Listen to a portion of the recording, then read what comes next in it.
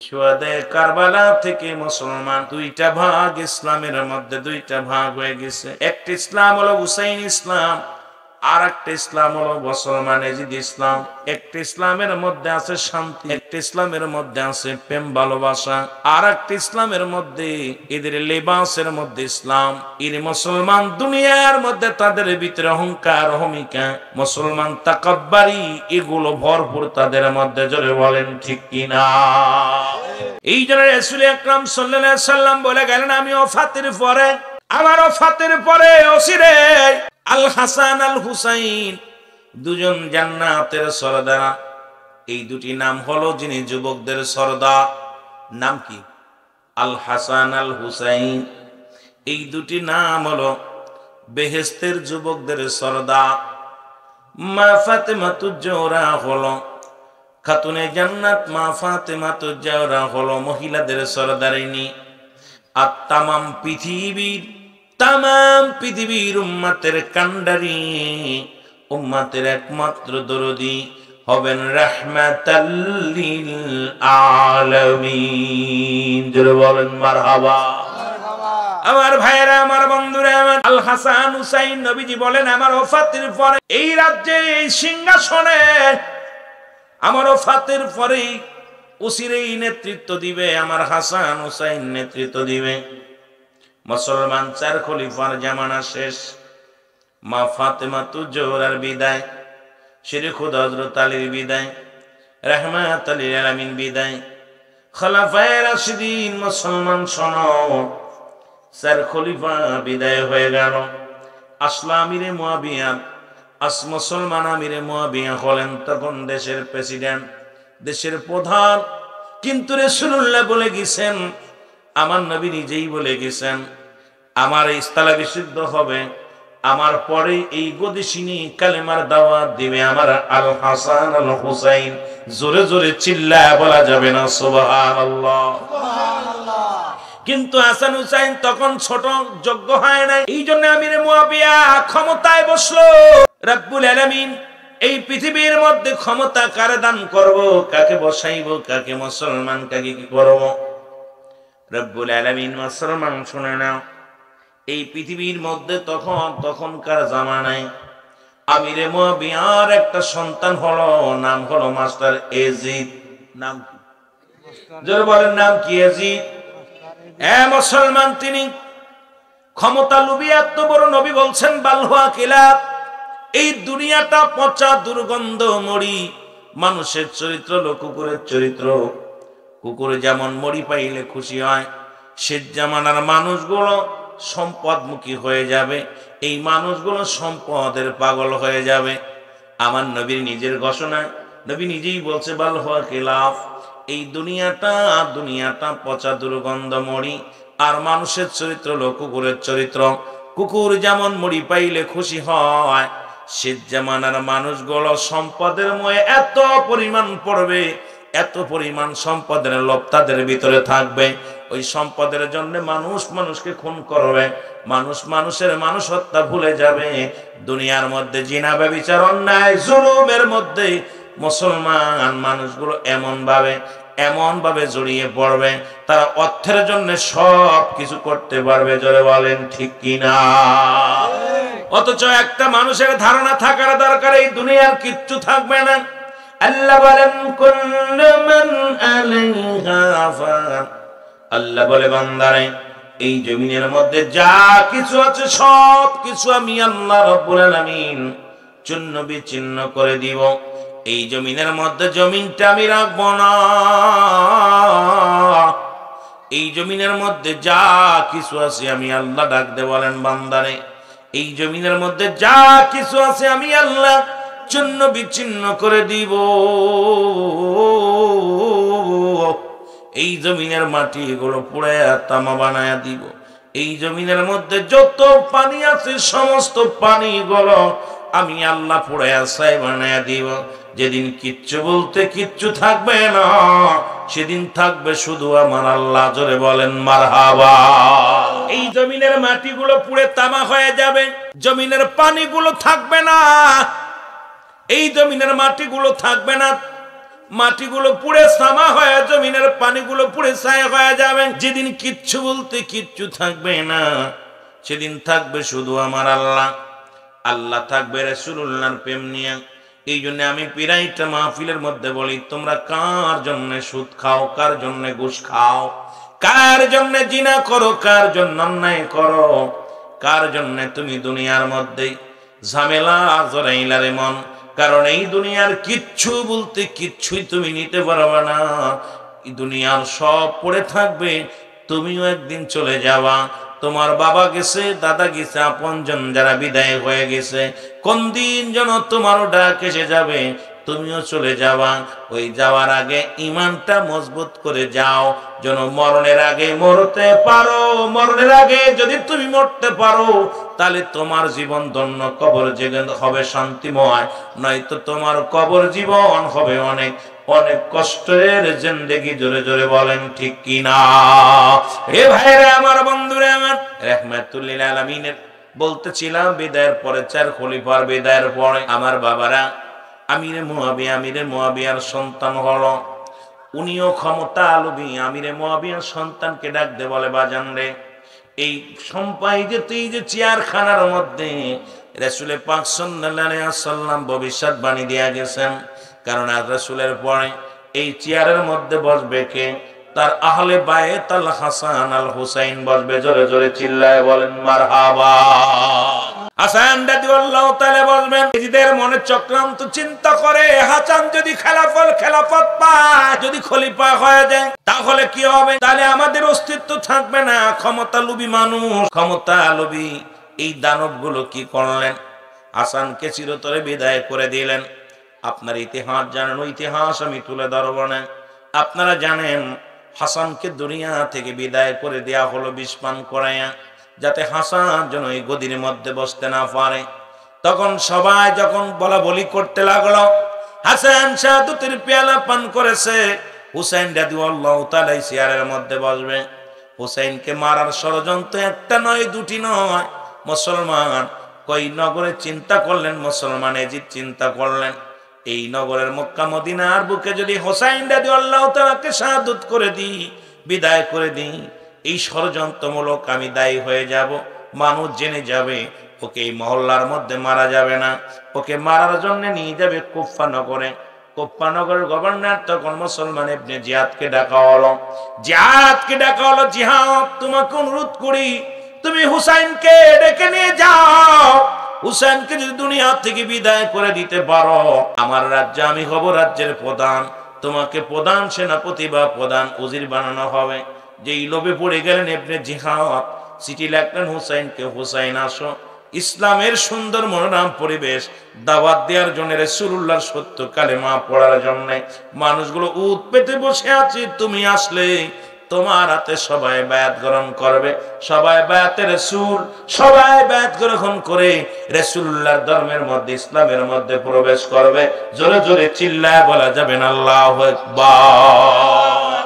ইবনে জিয়াদ চিঠির মধ্যে লিখলেন, কোন জায়গা কিতাবের মধ্যে আছে 1200 চিঠি। ও মুসলমান শোনো। আবার কেউ বলে 40,000 চিঠি। না মুসলমান, সব কিতাব দ্বারা প্রমাণ হয় 1200 চিঠি। চিঠির মধ্যে লিখলেন, হুসাইন আসো, কুফা নগর ইসলামের দাওয়াত দেওয়ার জন্য অনেক উত্তম জায়গা, এখানে আসিয়া যদি তোমরা দাওয়াত দাও, কতই না সুন্দর হয়, ইসলামের বাণী প্রচার করতে সহজ হয়ে যাবে।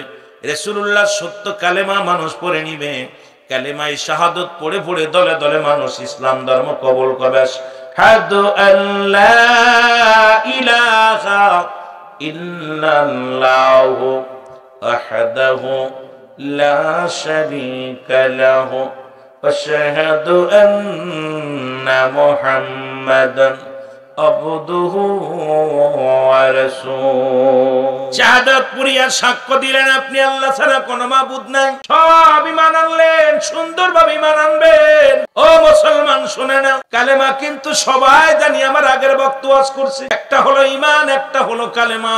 নামাজ মুসলমান শুনে নাও, তিনি জীবনের অমূল্য সম্পদের নাম হলো রুহু, আর মানব জীবনের অমূল্য সম্পদের নাম হলো ঈমান। ঈমানবিহীন কোন আমলের মূল্য নাই। রুহু যদি না থাকে বডির মধ্যে, একটা হাত নাই, পা নাই, আপনার একটা চোখ নাই, তবুও রুহুটা আছে, আপনার বডিটার দাম আছে। আর এই রুহুর মধ্যে দেখতে শুনতে ভালো, যদি আপনার রুহুটা বাইর হয়ে যায় এই বডির কোনো মূল্য নাই। এই জন্য আপনার বডির জন্য অমূল্য সম্পদের নাম হলো রুহু। আর আপনার নামাজ, রোজা, হজ, যাকাত এগুলো কবুল হওয়ার জন্য আপনার ঈমানটা দরকার আগে। একটা হলো ঈমান আর একটা হলো আমল। নামাজ পড়েছেন এটার নাম আমল, রোজা রাখছেন এটার নাম আমল, হজ করেছেন এটার নাম আমল। আমল করেছেন, ঈমানের দরকার। ঈমান হলো নবী মুহাম্মদুর রাসূলুল্লাহ, জোরে জোরে চিল্লায় বলা যাবে না সাল্লাল্লাহু আলাইহি ওয়াসাল্লাম। আমার ভাইয়েরা, আমার বন্ধুরা, তাহলে বুঝলাম আমরা একটা হলো ঈমান, এখন আরেকটা হলো আমল। আমাদের দেশে অধিকাংশ আলেমদের আমল আছে, ঈমান নাই। আর ঈমান যদি, রুহু যদি না থাকে, বডির কোনো মূল্য নাই। মাইকে সেলহাম দেয় মুসলমান, শোনো, ওই মাইকের মধ্যে একই সেকেন্ডে বলে মরহুমের জানাজার নামাজ সকাল 10টায় অনুষ্ঠিত হবে। তার মানে রুহু না থাকার কারণে নামটাও পরিবর্তন হয়ে যায়। নামটা হয়ে গেছে মরহুম, আগে ছিল ইসমাইল, এখন হয়েছে মরহুম। সুতরাং রুহুটাই আপনার বডির জন্য 1 নাম্বার সম্পদ। জোরে বলেন ঠিক কিনা? ঈমানটা হলো এইরকম আপনার সম্পদ। ঈমান না নিয়ে নামাজ পড়ে লাভ নাই, রোজা করে লাভ নাই, যাকাত দিয়ে লাভ নাই। ঈমানের হলো আমলের বড় সম্পদ। এই আমলটা, ঈমান যদি না থাকে, কিসের আমল? ওযুবিহীন যেমন নামাজ পড়া মুসলমান কবিরা গুনাহ, যেমন হারাম মুসলমান তদ্রুপ ঈমানবিহীন আমলের অবস্থা একই রকম। এই জন্য আমি আপনাদেরকে বলবো, ভাই আগে ঈমান আনো, তারপরে নামাজ। এরপরে আমার দেশের এক বক্তা দেখলাম আলোচনার মধ্যে বলতেছে ঈমান আনা পর হলো জিহাদ, কারণ রাসূলুল্লাহ নামাজ ছেড়ে দিয়ে জিহাদ করেছে। কত বড় বোকার দল! এসব কথা বলতে গেলে সময় লাগে। আমি কারোর ওই পক্ষে বলার সময় আমার নাই, কারণ আমি মুসলমান যে বিষয় দিচ্ছি এটা আলোচনা করে শেষ করতে পারি না। আমার আলোচনা আমি নিজেই তো শেষ করতে পারি না, অন্যদিকে কেমনে যাব? কারণ আমরা জানি ইসলামের 5টি স্তম্ভ।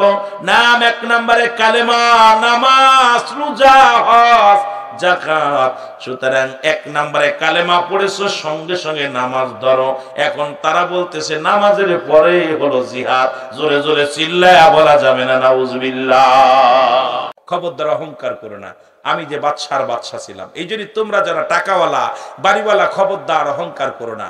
আবার রাসূল আমার তালিযুক্ত কাপড় গায়ে দিছে, কথা বুঝিনি। আমার নবীজির আদর্শটা একটু বুঝাইতে গেলে, নবীর আদর্শ বুঝাইতে গেলে তো আমি দিন শেষ হয়ে যাবে বাবা, আলোচনা করতে পারবো না। রাসূল বললেন আমার নবীজি 70 তালি, আপনারা বলছে 70 তালি কাপড় গায়ে। হ্যাঁ, তালিযুক্ত কাপড় গায়ে। নবীজি আবার একটা কাপড় গায়ে, যার দাম ছিল 42,000 দিরহাম, যা পৃথিবীর কোন রাজা বাদশা পড়তে পারে নাই। নবীজি বলছে তোমার কাপড়টা ছিঁড়া থাকে, তুমি কষ্ট পেও না। আমি নবী ছিঁড়াযুক্ত কাপড় গায়ে দিয়েছি। আবার দামি কাপড় গায়ে দিয়ে তুমি অহংকার করো না, ওটা আমিও গায়ে দিয়েছি। জোরে বলেন ঠিক কিনা? আমি আমার নবীজি। আবার কয় নবী বুড়া বিয়ে করছে। বোকার দল, শোন, নবীজি বিয়ে করলেন মা খাদিজাতুল কুবরাকে। কারণ কিসের জন্য? এই রাসূল আকরাম সাল্লাল্লাহু আলাইহি সাল্লাম প্রমাণ করে দিলেন, তোমার স্বামী যদি বয়সে ছোট হয়, তোমার বিবি যদি বয়সে বড় হয়, তোমার বিবি যেন তোমার প্রতি সম্মান করে। মা খাদিজা এত সম্মান করতেন আমার নবীর, এত ভালোবাসতেন নবীজিকে, অতুলনীয়। নবীজি কোনোদিন বলতে পারেনি। আবার নবীজি 53 বছর বয়সে বিয়ে করলাম আম্মা আয়েশা সিদ্দিকারে। কেন বিয়ে করলো? নবীজি এটাও প্রমাণ করে দিলেন, তোমার স্বামী যদি বুড়া হয়, খবরদার মেয়েরা তোমার স্বামীকে বুড়া বলো না। এখন এই ইসলামের জন্য, আপনার আমার মঙ্গলের জন্য এই একটা হাদিস, হায়াতু খায়রুল লাকুম, আমার হায়াতের জিন্দেগিটা, নবীজির হায়াতের জিন্দেগির যত কর্মকাণ্ড ছিল সবই উম্মতের কল্যাণের জন্য। যারা বলেন ঠিক কিনা? বুকাদের কেমনে বুঝাবো? এই বুকাদের আমি বুঝাইতে পারি না নবীজি কেন। এই যে আমাদের 2-3 জন হিন্দু ভাই বসছে, আমি শুনছি, এ ভাই সূরা তাওবা 6 নম্বর আয়াত, কয় নাম্বার? আলেমরা আলেম ভালো করে লেখে নে। আমি তোমার আমার ওয়াজ তো ওদিকে দেই না, আমি বাস্তববাদী বক্তা। আমি বাস্তবকে নিয়ে আলোচনা বেশি করি, কেন আমি বিষয় ভিত্তির উপরে, আমি বাস্তব চেহারা দিকে আলোচনা বেশি করি। সূরা তাওবার মধ্যে 6 নম্বর আয়াত, আল্লাহ বলে, হাবিব আপনার কদমের মধ্যে যদি কোনো অমুসলিম যায়, সর্বপ্রথম বসতে দেন। কি বলছে? কোরআন পড়ো, কোরআন ধরো। কি বলছে? বসতে দেন। যদি আপনার কাছে সাহায্য চাই, সাহায্য দেন। যদি আপনার কাছে নিরাপত্তা চাই, নিরাপত্তা দেন। যদি নিরাপত্তা পৌঁছায় দিবেন, আপনি পৌঁছায় দেন। ঘোষণা কার? আল্লাহ। এখন আপনার এখানে আসছে, আমার পরিচালক ভাই বললেন ওরা 3 জন হিন্দু। আমি বললাম আসতে বলেন। কারণ হলো কি, এদেরকে ইসলামের দাওয়াত দিতে হবে। জ্ঞান, হেদায়েতের মালিক কোন মৌলবী না, হেদায়েতের মালিক কোন মুন্সি নয়, হেদায়েতের মালিক কোন পীর সাহেব নয়, হেদায়েতের মালিক নবীজি নিজেও না, হেদায়েতের মালিক হলো আমার আল্লাহ। জোরে বলেন ঠিক কিনা? হেদায়েতের মালিক যদি আল্লাহ নবী হতো তাহলে আবু জাহেলের কপালে কালেমা জুটতো। আপনাকে বলার দায়িত্ব দিয়েছে, ধাক্কা মারার দায়িত্ব দেয়নি, আপনাকে জ্বালিয়ে পুড়ে দায়িত্ব দেয় নেই, আঘাত করার দায়িত্ব দেয় নেই, আপনাকে দায়িত্ব দিয়েছে তাকে বোঝান। জোরে বলেন ঠিক কিনা? ইসলাম কত সুন্দর, ইসলামের আদর্শ। গত সপ্তাহে মানে 10 জন ইসলাম ধর্ম কবুল করেছে, আমি গুনাহগারের হাতে। এই মাহফিলে বসে আপনারা দেখছেন, ফেসবুকের মধ্যে দেখছেন, একটা মাহফিলে প্রায় 30 জনের উপরে বসছে। বসা পাওয়ার মাহফিল শেষ করার পর হাও মাও করে কাঁদতেছে, রুলাইন ভাই আমাদের তওবা করে দেন, আমরা মুসলমান হব। তা আমরা যদি তাদেরকে ধাক্কা দিই, না বুঝানোর সুযোগ দিই, বুঝার যদি সুযোগ না দিই, বুঝবে কেমনে? বুঝাইতে হবে না? কেন আমাদের জ্ঞান আল্লাহ রাসূলের। দেখেন বুখারী শরীফের হাদিস, রাসূলুল্লাহর মসজিদের মধ্যে অমুসলিমেরা আছে। আমার অমুসলিমেরা ভাইয়েরা আছেন, খেয়াল করবেন। আমি যে কথাগুলো বলে নোট করবেন, লিখে নেবেন, না পাইলে বলবেন হুজুর আপনি রং করছেন। রাসূলুল্লাহর মসজিদের মধ্যে কয়েকজন অমুসলিম প্রবেশ করছে। সাহাবীরা বলে, ইয়া রাসূলুল্লাহ আপনার কাছে কয়েকজন অমুসলিম আছে। নবী বলে, আসতে বলো। কি বলো? জোরে বলেন, কি বললো? আসতে বলো। বলছে হুজুর ওরা তো অমুসলিম। নবী বলে, ওরা তো আমার মেহমান, আসতে বলো। ওরা আমার মেহমান, আসতে বলো। নবীজির কাছে আসলেন, নবীজিকে বলতে, ইয়া রাসূলুল্লাহ ওদের বসতে দেবো কোথায়? নবী বলেন, ওদের পার্শ্ব সুন্দর জায়গা বসতে দাও, উত্তম জায়গা। সুবহানাল্লাহ বলেন না? কোথায় বসতে দাও? কথা বলেন, কথা বলেন। উত্তম জায়গা। সাহাবীরা বলে, ইয়া রাসূলুল্লাহ আপনার পার্সোনাল কামরা? নবী বললেন, না, উত্তম জায়গা বসতে দাও। রাসূলুল্লাহ বলেন, উত্তম জায়গা বসতে দাও। সাহাবীরা বলে, ইয়া রাসূলুল্লাহ তাহলে আপনার পাশের কামরা? বলে, না, উত্তম জায়গা। নবীজি বললেন, ইয়া রাসূলুল্লাহ ইয়া হাবিবাল্লাহ। সাহাবীরা বলতেছে, হুজুর কোথায়? বলে, যেহেতু আমার মেহমান আমার পাশে বসতে দাও। এই মৌলবীরা শোন, কুরআন হাদিস একটু পড়। রাসূলুল্লাহ নিজের মসজিদে নববীর মধ্যে রাসূলুল্লাহর পাশে চাদর বিছায় দিলেন, অমুসলিমেরা বসলেন, অমুসলিমেরা বসলেন। নবীজি বললেন, সাহাবীরা একটু নীরব থাকো, কি বলতে চাই শুনি। নবীজি বললেন, আপনারা কিছু বলতে চান? বলি, ইয়া রাসূলুল্লাহ আপনি তো মহান ব্যক্তি, আপনি তো রাহমাতুল লিল আলামিন, আমরা অমুসলিম হয়ে আপনার মসজিদের মধ্যে আপনার পাশে বসতে পেরেছি। নবী গো, একটা মিনিট আমরা অমুসলিম থাকতে চাই না, আমাদেরকে কালেমা পড়ায় দেন। সঙ্গে সঙ্গে কালেমা পড়ে নিয়েছে, লা ইলাহা ইল্লাল্লাহু মুহাম্মাদুর রাসূলুল্লাহ। আর আমরা কি করতেছি? জুতা মেরে গরু দান করতেছি। কথা কয় না কেন? জুতা মেরে গরু দান করতেছি। এগুলো চরিত্র পরিবর্তন করতে হবে। আপনাকে আল্লাহ এত জ্ঞান দিছে, এত বিবেক দিছে, আপনি যেভাবে কথা বলেন ইহা দ্বারা মানুষ কষ্ট পায়, আঘাত পায় না। ইসলাম আঘাত করা শিখান নাই, ইসলাম ভালোবাসা শিখাইছে। জোরে বলেন ঠিক কিনা? আরো জোরে বলেন ঠিক কিনা? এ আমার ভাইরা, আমার বন্ধুরা আমার, কিন্তু মুনাফিক আল্লাহ কমিনান নাস, মানুষের মধ্যে মায়া করে তারা বলবে আমার না তো ঈমান আনছে বিল্লাহি, আল্লাহর প্রতি। মুনাফিক তো কোরআনে ধরায়া দিছে, আমি ধরাই নাই, ধরাইছে কে? আল্লাহ। এ দুনিয়ার মুসলমান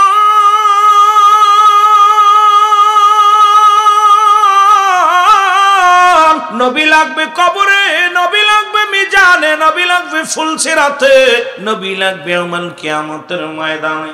নবী বিনে কোনো বান্ধব নাই, নবী বিনে কোনো গতি নাই, নবী বিনে কোনো উপায় নাই। ওই নবীর প্রেম ভালোবাসা যার অন্তরে যতটুক, তার ঈমান বলতে ততটুক। নবীর প্রেম ভালোবাসা যার অন্তরে নাই, ঈমান বলতে কিছু নাই, সরাসর বেঈমান। আর এই নবীজি আগমন করেছেন, নবী বলেন হায়াতি খায়রুল লাকুম। আল্লাহর নবী ডাক দিয়ে বলে, উম্মতিরা রে, এই দুনিয়ার মধ্যে আমি নবী আগমন করলাম আমার উম্মতের কল্যাণের জন্য। কারণ পৃথিবীর মধ্যে আমি নবী উম্মতের সঙ্গে কথাবার্তা বলতে পেরেছি গো, উম্মতের সঙ্গে চলাফেরা করেছি, উম্মতের সঙ্গে কথাবার্তা বলেছি। ও শরিয়াত, তরিকত, হাকিকত, মারিফত, যেদিকেই তাকাইবেন সেদিকে আমার নবী। রাষ্ট্র চালাইবেন আমার নবী, সংসার করবেন আমার নবী। গো মুসলমান, দুনিয়ার যে কর্মের ভিতরে যাবেন গো, নবী আপনার প্রতিটা কর্মের মধ্যেই, জোরে বলেন ঠিক কিনা? এ ভাইরা আমার, বন্ধুরা আমার, এই জন্য নবী বলেন উম্মতিরা গো, আমি নবী দুনিয়ার মধ্যে আগমন করলাম আমার উম্মতের কল্যাণ স্বরূপ। উম্মতের সঙ্গে কথাবার্তা বলেছি, উম্মতের সঙ্গে চলাফেরা করেছি। আমার দেশের অনেক মানুষ কয় নবীও মানুষ, আমরাও মানুষ। মুসলমান নবীরা হলো গুনাহ থেকে মুক্ত, আমরা গুনাহে যুক্ত। নবীরা হলো মাসুমের মাসুম, আমরা হলাম গুনাহ মার্কা মানুষ। সেই নবীর সঙ্গে কেমনে মেশাল দাও? সেই নবীর সঙ্গে কেমনে তোমরা উপমা দাও? তোমার মতো গোনামার্কা মানুষ হইয়া আমার নবীর সনে মেসাল দিয়া কেমনে দাও? তোমার একটু কলিজার মধ্যে কি কাফন ধরে না? বিবেকের মধ্যে কি নাড়া দেয় না? রাসূল কিনি কেমনে তুমি কটাক্ষ করো? ও মুসলমান শুনে নাও, কারণ রাসূল আসছেন উম্মতের কল্যাণের জন্য। জোরে বলেন ঠিক কিনা? আমার ভাইরা, আমার বন্ধুরা, আমার ও যুবক বন্ধুরা শোনো, নবীকে আবার আমি দুনিয়া থেকে বিদায় নিলাম।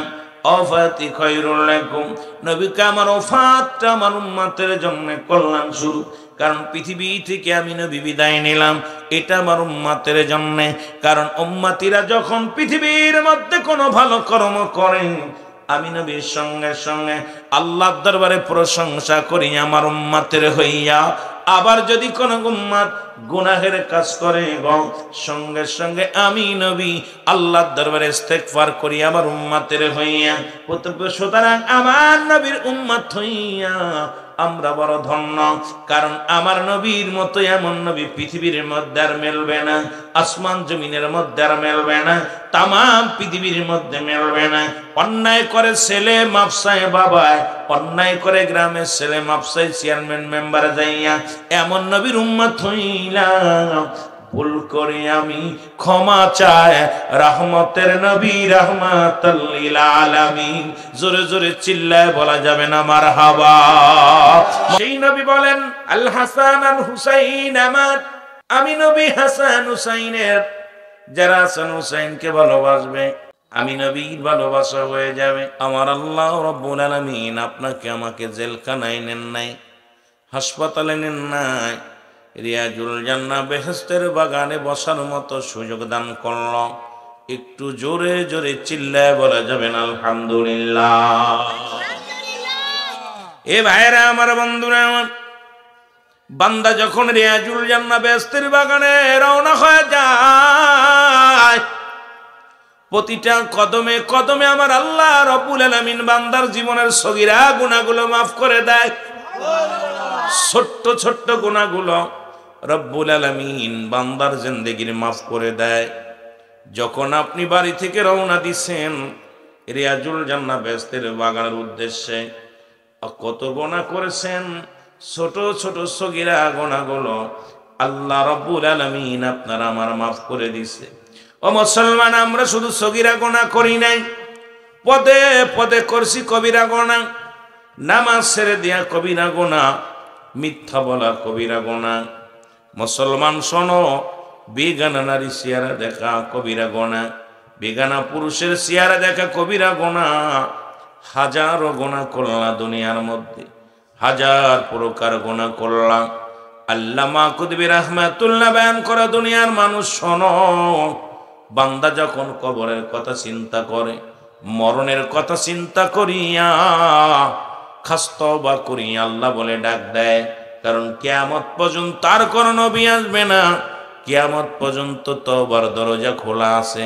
বান্দা যখন কবরের কথা মনে করিয়া খাস তওবা করে আল্লাহ বলে ডাক দেয়, আমার আল্লাহ রাব্বুল আলামিন বান্দার জীবনের সমস্ত গুনাহগুলো মাফ করে দেয়। জোরে বলেন সুবহানাল্লাহ। আমার ভাইরা, আমার বন্ধুরা আমার, কত গুনাহ করলাম জীবন ভরে, কখন যেন মালাকুল মউত এসে যায়, কখন যেন ধরা পড়ে যায়, কখন যেন আমি আপনি ধরা পড়ে যায়। বাবা, আপনি মনে করতে পারেন আপনাকে আগুন দিয়া পুড়াইয়া দিতেছে, আর বুঝি ধরতে পারবে না, হাঙ্গর কুমিরে খাইতেছে আর ধরতে পারবে না। আপনি দুনিয়া থেকে আগুনে পুড়ে মারা যান, ধরতে পারবে না, না রে বাজান না। মৃত্যুর পর থেকে শুরু করে কিয়ামত পর্যন্ত রব্বুল আলামিন আপনার রূহের উপরে আযাব দিবেন। এই আল্লাহ রব্বুল আলামিনের বানাইতে সময় লাগবে না। কোন আর ফায়াকুন, শুধু একবার বলবে কোন হয়ে যাও, ফায়াকুন বাইর হয়ে যাও, সঙ্গে সঙ্গে বাইর হয়ে যাবে। সুতরাং মাওলাকে ফাঁকি দিবে, মাওলাকে মাওলার চোখ ফাঁকি দিবে, আল্লাহকে ফাঁকি দিবে, এমনটা চিন্তা ধারণা কখনো করা যাবে না। কারণ এই দুনিয়ার মধ্যে আল্লাহ রাব্বুল আমিন আমাকে পাঠাইলো, আপনাকে পাঠাইলো একমাত্র তার গোলামি করার জন্য, দাসত্ব করার জন্য। রব্বুল আলামিনের গোলামি করে দুনিয়া থেকে যেন বিদায় নিতে পারি, সেই তৌফিক যেন দান করে আল্লাহ। জোরে বলেন আমিন। আমি বলতেছিলাম কিয়ামত পর্যন্ত কার কোন নবী আসবে না। আর মানুষের মৃত্যু হয় দুইটা টাইমে গো, একটা হলো রাতের বেলা, একটা হলো দিনের বেলা। ওই মৃত্যুবরণ করবে দিনে, না হয় রাত্রে। ও যুবক বন্ধুরা, দিলের কান্ডা লাগা শোনে না, হয় তোমার মৃত্যু হবে রাত্রে, না হয় দিনে। এ মুসলমান শুনে নাও। আর এই কিয়ামত পর্যন্ত যেহেতু আর কোন নবী আসবে না, কিয়ামত পর্যন্ত তওবার দরজা খোলা। তুমি একটু মহব্বতের সঙ্গে তওবা করো, কারণ এই রাত্র শুরু করেছো, মৃত্যুবরণ করো নাই, সকাল পর্যন্ত বেঁচে থাকবে এমন কোনো গ্যারান্টি নেই। এই জন্য একটু মহব্বতের সঙ্গে খাস তওবা করেন। আস্তাগফিরুল্লাহ রব্বি মিন কুল্লি যামবি ওয়া তুবু ইলাইহি লা হাওলা ওয়ালা কুওয়াতা ইল্লা বিল্লাহিল আলিয়্যিল আযীম। লা ইলাহা ইল্লাল্লাহু মুহাম্মাদুর রাসূলুল্লাহ সাল্লাল্লাহু আলাইহি ওয়াসাল্লাম।